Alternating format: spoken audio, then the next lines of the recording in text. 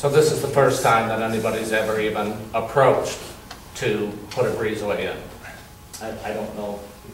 Any questions going that?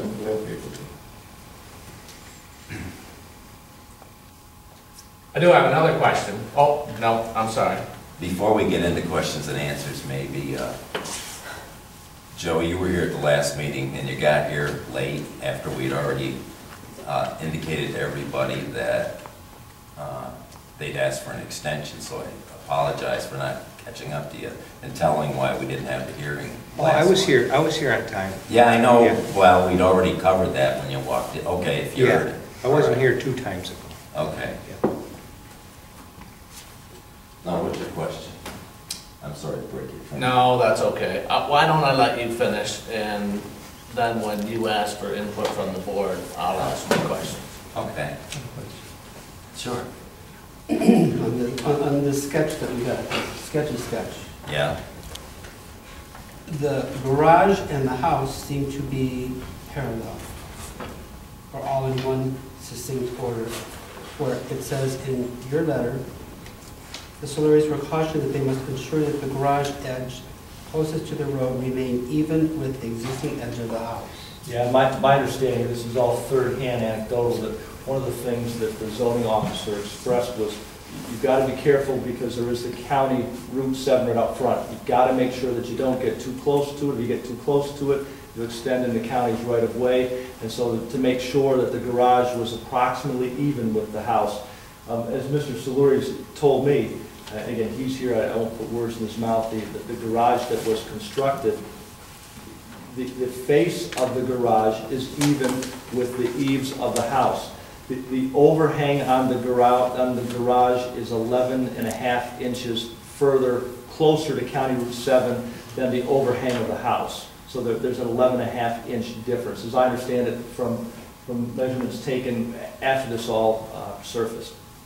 It would have been so much easier had we had a copy of this Map to start with. to start with. But as far as the breezeway goes, just my comment, aesthetically, it certainly makes it look better.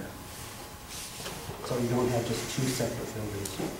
Just as point of clarification, if you go through, including under the description of the zoning enforcement officer on page 14 of our law, it dictates that when a zoning officer hears of a violation on a given permit, it's his responsibility to go out and issue a stop work order and let the zoning board of appeals review and clear up any gray area.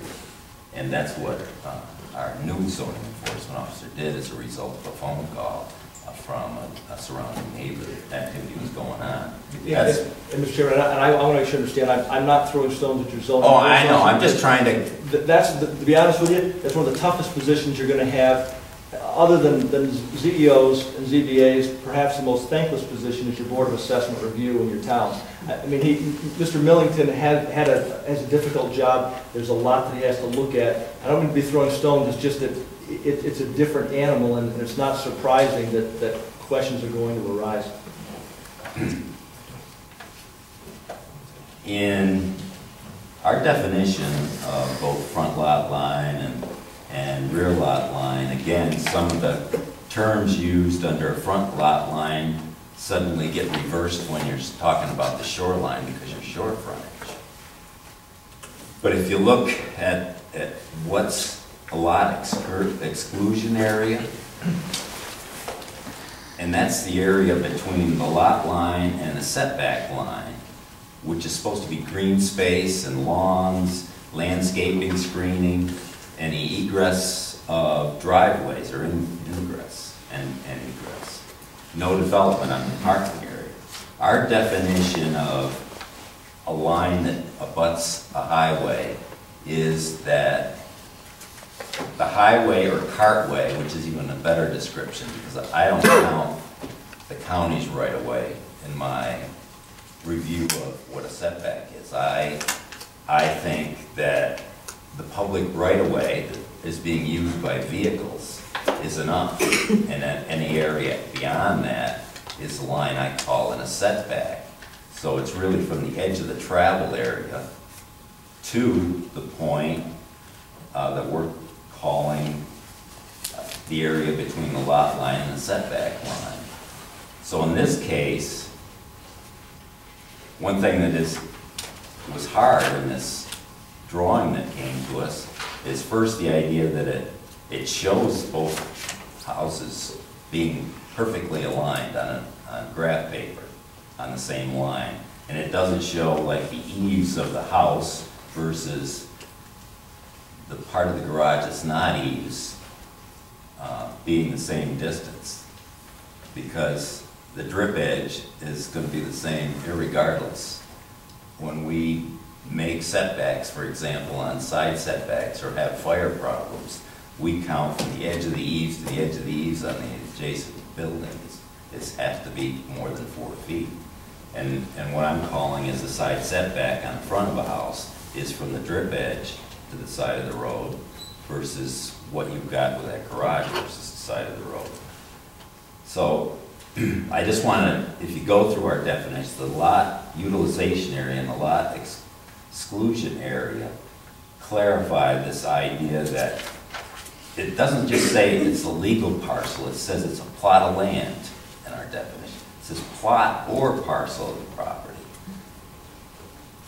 from a road right-of-way line.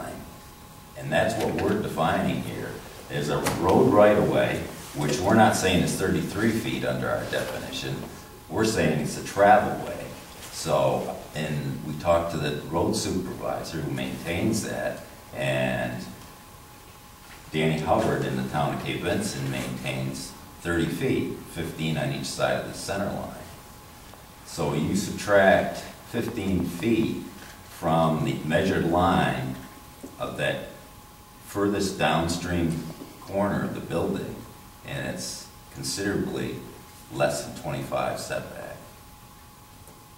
In fact, the buildings don't sit square on the lot from one corner of the house that's upstream versus the last corner that's downstream on the proposed garage, and there's quite a difference in the angle of the road from the measurements, side setback or front setbacks, back setbacks.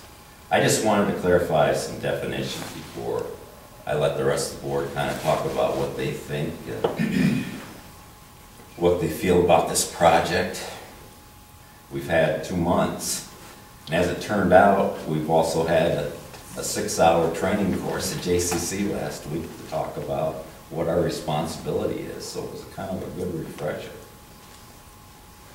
Does anybody want to jump in first, or should we start on one end versus the other? I don't want to put the pressure on anybody to go first. I want to respond to what you were saying about measurements and on different points. Okay. Or not connected to the Solouri's application at all. But the county has a defined right-of-way of 33 feet from one side to the other.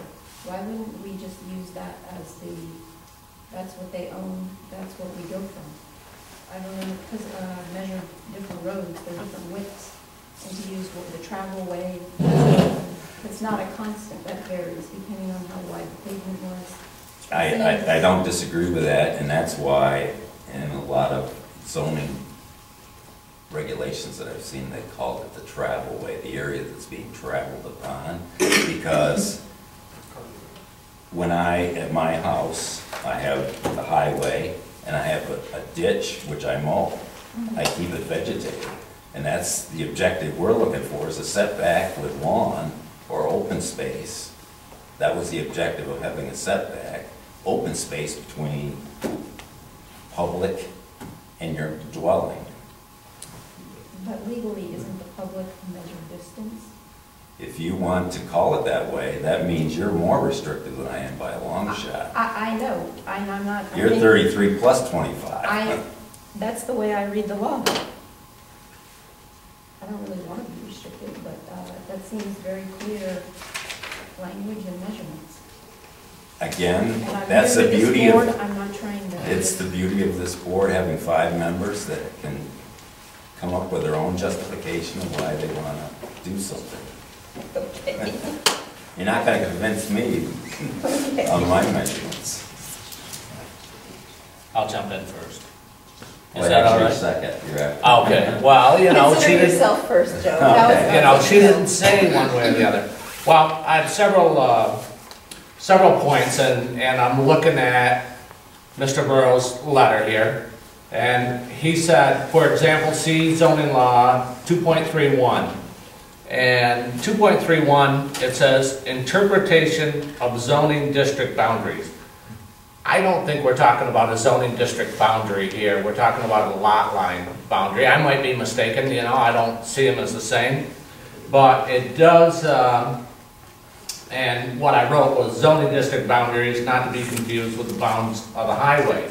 And for the bounds of the highway, I actually looked at our old zoning book, which is 1998, page 55, and it says 25 feet from the center line of the street pavement or the generally traveled portion of the road. And so that's our setback that we've established here several times is 25 feet from the bounds of the highway. Not in my opinion, anything to do with the center line.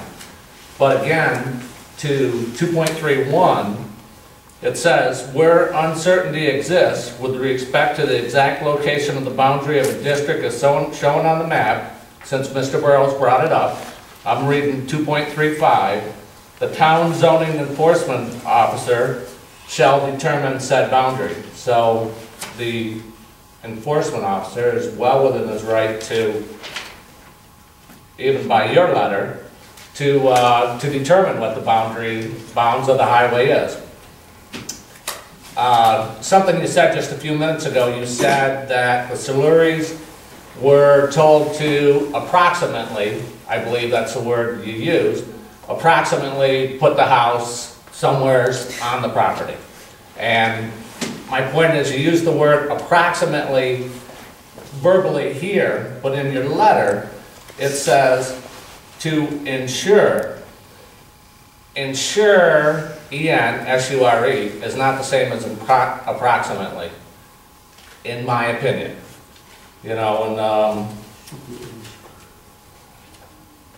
assure? Insure. Ensure, that's what I said. You say insure. Okay, and That's what it says in the letter, ensure. ensure, right. I said, and then I just said it should be insure. And ensure that they remain even with the existing edge. I myself, as Mr. Falkenham has mentioned, we've had a couple of months to look at this. You know, like as you brought up, Mr. Burrows, the breezeway. When you approach this table, it's the first time that we ever even have any knowledge of the breezeway. You also bring up, you said, well, I believe what you said this evening was, we either want to keep the garage and get a variance, or we want to get an area variance, or we want to get two separate parcels. I believe we're here strictly for the variance. Am I correct, Mr. Chairman? Yes. We already decided. Variance only. Variance.